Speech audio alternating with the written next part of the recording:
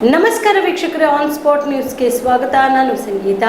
ಪ್ರಧಾನಿ ನರೇಂದ್ರ ಮೋದಿ ಅವರು ಆದಂಪುರಕ್ಕೆ ಭೇಟಿ ನೀಡಿ ಸೈನಿಕರ ಸ್ಥೈರ್ಯ ತುಂಬಿರುವ ವಿಚಾರವಾಗಿ ಕಲಬುರಗಿಯಲ್ಲಿ ಸಚಿವ ಪ್ರಿಯಾಂಕರ್ಗೆ ಹೇಳಿಕೆ ನೀಡಿದ್ದಾರೆ. ಕಲಬುರಗಿಯಲ್ಲಿ ಇಂದು ಸುದ್ದಿಗಾರರೊಂದಿಗೆ ಮಾತನಾಡಿದ ಅವರು, ನಮ್ಮ ಸೈನಿಕರ ಕಾರ್ಯವೈಖರಿ ಇಡೀ ರಾಷ್ಟ್ರ ಮೆಚ್ಚುತ್ತಿದೆ. ನಿನ್ನೆ ಪ್ರಧಾನಿ ಸೈನಿಕರಿಗೆ ಧೈರ್ಯ ತುಂಬುವುದು ಅವರ ಜವಾಬ್ದಾರಿ ಹಾಗೂ ಶ್ಲಾಘನೀಯವಾಗಿದೆ. ಏಪ್ರಿಲ್ 22ರಂದು ಪಹಲ್ಗಾಮ್ ಅಟ್ಯಾಕ್ ಆಗಿರೋದು ಪಿಎಂ ಕಾಣಿಸಿಕೊಂಡಿರುವುದು ಬಿಹಾರ್ ಚುನಾವಣೆಯಲ್ಲಿ. ಪ್ರಧಾನಿ ಅವರು ಬಹಿರಂಗವಾಗಿ ಎಲ್ಲಿಯೂ ಕಾಣಿಸಿಕೊಂಡಿರಲಿಲ್ಲ. ಜಮ್ಮು ಕಾಶ್ಮೀರದ ಆದಂಪುರ ಸೇರಿ ಎಲ್ಲೆಲ್ಲಿ ಬ್ಲಾಕ್ ಔಟ್ ಮಾಡಿಸಿದ್ರು ಅಲ್ಲಿ ಕಾಣಿಸಿಗಬಹುದಿತ್ತು, ಆದ್ರೆ ಕಾಣಿಸಿರಲಿಲ್ಲ. ಅದರ ಬದಲಾಗಿ ಮೇ 12ರಂದು ಕಾಣಿಸಿಕೊಂಡರು. ಅದಾದ ಬಳಿಕ ನಿನ್ನೆ ಮೇ 13ಕ್ಕೆ ಆದಂಪುರಕ್ಕೆ ಹೋಗಿ ಘೋಷಣೆ ಕೂಗಿ ಸೈನಿಕರಿಗೆ ಸ್ಥೈರ್ಯ ತುಂಬಿದ್ದಾರೆ. ಏಪ್ರಿಲ್ 22ರಿಂದ ಮೇ 12ರವರೆಗೆ ಎಲ್ಲಿದ್ರು ಪ್ರಧಾನಿ ನರೇಂದ್ರ ಮೋದಿ ಎಂದು ಪ್ರಶ್ನೆ ಮಾಡಿದರು. ಮೋದಿ ಆಪ್ತ ಮಿತ್ರ ಟ್ರಂಪ್ ನಾಲ್ಕು ಬಾರಿ ಹೇಳಿದ್ದಾರೆ. ಭಾರತ ಪಾಕ್ ನಡುವಿನ ಯುದ್ಧ ಕದನ ವಿರಾಮಕ್ಕೆ ನಾನು ಕಾರಣ ಅಂತ ಹೇಳಿದ್ದಾರೆ.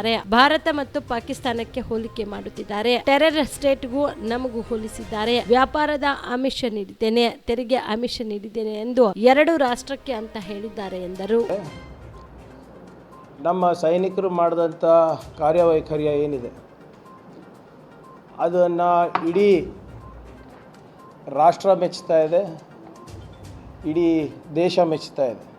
ಆಮೇಲೆ ನಮ್ಮ ಸೈನಿಕರಿಗೆ ಸ್ಥೈರ್ಯ ತುಂಬೋದು, ನೈತಿಕ ಧೈರ್ಯ ತುಂಬೋದು ಇದು ಪ್ರತಿಯೊಬ್ಬರ ಕರ್ತವ್ಯನೂ ಕೂಡ ಹೌದು. ನಿನ್ನೆ ಹೋಗಿ ಪ್ರಧಾನಮಂತ್ರಿಗಳು ಸೈನಿಕರ ಸ್ಥೈರ್ಯ ಏನು ತುಂಬಿದ್ದಾರೆ, ಅದು ಅವರಿಗೆ ಶ್ಲಾಘನೆ ಏನು ವ್ಯಕ್ತಪಡಿಸಿದ್ದಾರೆ, ಅದು ಅವ್ರ ಜವಾಬ್ದಾರಿ. ಮಾಡಿದರೆ ಭಾಳ ಸಂತೋಷ. ಆದರೆ ಗಮನಿಸಬೇಕಾಗಿರುವಂಥ ವಿಚಾರ ಏನಪ್ಪ ಅಂದರೆ,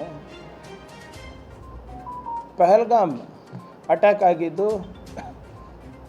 ಏಪ್ರಿಲ್ 22. ಏಪ್ರಿಲ್ 22 ಆದಮೇಲೆ ಪ್ರಧಾನಮಂತ್ರಿ ಅವರು ಕಾಣಿಸ್ಕೊಂಡಿದ್ದು ಬರೀ ಬಿಹಾರ್ ಚುನಾವಣೆಯಲ್ಲಿ. ಅದಾದ ನಂತರ ಪ್ರಧಾನಮಂತ್ರಿಯವರು ಪಬ್ಲಿಕ್ನಲ್ಲಿ ಎಲ್ಲೂ ಕಾಣಿಸ್ಕೊಂಡಿಲ್ಲ.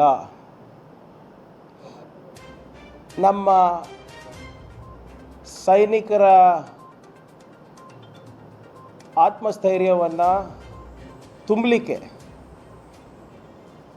ಜಮ್ಮು ಕಾಶ್ಮೀರ್ನಲ್ಲೂ ಇರಲಿಲ್ಲ, ಅಥವಾ ಯಾವುದೇ ಒಂದು ಆದಂಪುರ್ ಬೇಸ್ ಇರ್ಬೋದು, ಪಂಜಾಬ್ ಇರ್ಬೋದು, ರಾಜಸ್ಥಾನ ಇರ್ಬೋದು, ಯಾವ ರಾಜ್ಯಗಳಲ್ಲಿ ಈ ಬ್ಲ್ಯಾಕ್ಔಟ್ ಘೋಷಣೆ ಆಗಿತ್ತು, ಮಾಕ್ ಡ್ರಿಲ್ಲು ಸಂಪೂರ್ಣವಾಗಿ ಫುಲ್ ಸ್ವಿಂಗ್ನಲ್ಲಿ ನಡೆದಿತ್ತು, ಅಲ್ಲೆಲ್ಲೂ ಕಾಣಿಸ್ಕೊಂಡಿಲ್ಲ. ಮಾನ್ಯ ಪ್ರಧಾನಮಂತ್ರಿಗಳು ಪ್ರತ್ಯಕ್ಷ ಆಗಿದ್ದು ಮೇ 12ನೇ ತಾರೀಕು, ಮೊನ್ನೆ ರಾತ್ರಿ 8 ಗಂಟೆಗೆ, ಯಾವಾಗ ಸೀಸ್ ಫೈರ್ ಎಲ್ಲ ಅನೌನ್ಸ್ ಆಗಿತ್ತು. ಯಾರು ಮಾಡಿದ್ದು seize fire announce? Donald Trump ಅವ್ರು ಮಾಡಿದ್ದು. ಅದಾದಮೇಲೆ ಪಾಕಿಸ್ತಾನದವ್ರು ಮಾಡಿದ್ರು. ಅದಾದಮೇಲೆ ನಮ್ಮ ಫಾರಿನ್ ಸೆಕ್ರೆಟರಿ ಅವ್ರು ಮಾಡಿದ್ರು.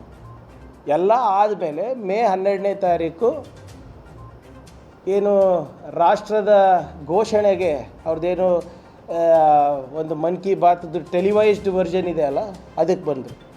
ಅದಾದಮೇಲೆ ನಿನ್ನೆ ಮೇ 13ನೇ ತಾರೀಕು, ಏನು ಡೇಟ್ ಒಂದು ಆ ಕಡೆ ಈ ಕಡೆ ಆಗಿರ್ಬೋದು ಅಷ್ಟೇ, ಮೇ 13ನೇ ತಾರೀಕು ಮಾನ್ಯ ಪ್ರಧಾನಮಂತ್ರಿಗಳು ಆದಂಪುರ್ನಲ್ಲಿ ಹೋಗಿ ಘೋಷಣೆಗಳನ್ನು ಕೂಗಿ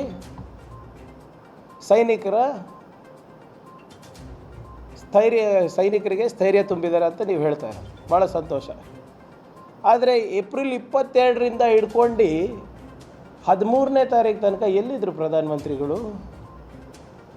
4 ಬಾರಿ ಅಮೇರಿಕಾದ ಅಧ್ಯಕ್ಷರು ಡೊನಾಲ್ಡ್ ಟ್ರಂಪ್ ಅವರು, ಅವರ ದೋಸ್ತರು, ಅವರ ಆಪ್ತ ಮಿತ್ರ 4 ಬಾರಿ ಈಗಾಗಲೇ ಈ ಪಾಕಿಸ್ತಾನ ಮತ್ತು ನಮ್ಮ ದೇಶದ ಯುದ್ಧ ವಿರಾಮಕ್ಕೆ ಅವ್ರ ಕಾರಣ, ನಾನು ಮಧ್ಯಸ್ಥಿಕೆ ವಹಿಸಿದ್ದೀನಿ ಅಂತ ನಿನ್ನೆ ಕೂಡ ಸೌದಿ ಅರೇಬಿಯಾನಲ್ಲಿ ಹೇಳಿದ್ದಾರೆ, ಹಗುರವಾಗಿ ಪದೇ ಪದೇ ನಿಮ್ಮ ಸ್ನೇಹಿತರು ಭಾರತಕ್ಕೆ ಪಾಕಿಸ್ತಾನಿಗೆ ಹೋಲಿಕೆ ಮಾಡ್ತಾ ಇದ್ದಾರೆ. They are a terror state. Terror ಸ್ಟೇಟಿಗೆ ಮತ್ತು ನಮಗೆ ಹೋಲಿಕೆ ಮಾಡ್ತಾ ಇದ್ದಾರೆ. ಇದ್ರ ಬಗ್ಗೆ ಯಾಕೆ ಮಾತಾಡ್ತಾ ಇಲ್ಲ ಯಾರು? ಬಿಪಿಎಲ್ ರೇಷನ್ ಕಾರ್ಡ್ ಹಾಗೂ ಆಯುಷ್ಮಾನ್ ಕಾರ್ಡ್ ಫಲಾನುಭವಿಗಳಿಗೆ ಸುಜಿನಿ ಆಸ್ಪತ್ರೆಯಲ್ಲಿ ಉಚಿತ ಚಿಕಿತ್ಸೆ. ಕಲಬುರಗಿಯಲ್ಲಿ ಸ್ತ್ರೀ ರೋಗ ಹಾಗೂ ಮಕ್ಕಳ ಚಿಕಿತ್ಸೆಗಾಗಿಯೇ ಪ್ರತ್ಯೇಕ ಆಸ್ಪತ್ರೆ ಪ್ರಾರಂಭ. ಸುಜಿನಿ ಕಲ್ಯಾಣ ಕರ್ನಾಟಕ ಭಾಗದ ಅತ್ಯಾಧುನಿಕ ತಾಯಿ ಮತ್ತು ಶಿಶುವಿನ ಆರೈಕೆಯ ಆಸ್ಪತ್ರೆ.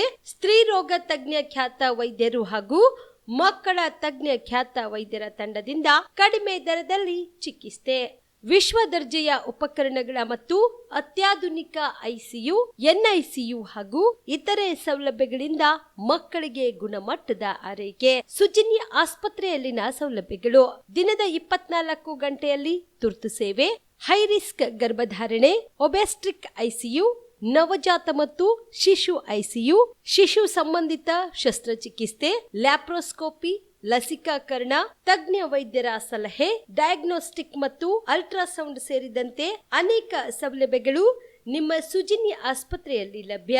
ಹೆಚ್ಚಿನ ಮಾಹಿತಿಗಾಗಿ ಸಂಪರ್ಕಿಸಿ ಸುಜಿನಿ ಆಸ್ಪತ್ರೆ, ಬಿಗ್ ಬಜಾರ್ ಎದುರುಗಡೆಗೆ, ಕಲಬುರಗಿ. ದೂರವಾಣಿ ಸಂಖ್ಯೆ 08472727227 ಅಥವಾ ಮೊಬೈಲ್ ನಂಬರ್ 9900427814.